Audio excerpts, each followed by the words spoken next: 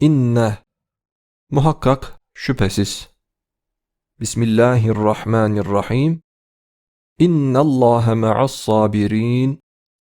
Şüphesiz Allah sabredenlerle beraberdir. Bismillahirrahmanirrahim. İnne rabbeke lehuvel azizur rahim. Şüphesiz Rabbin, işte o, mutlak güç ve engin merhamet sahibidir.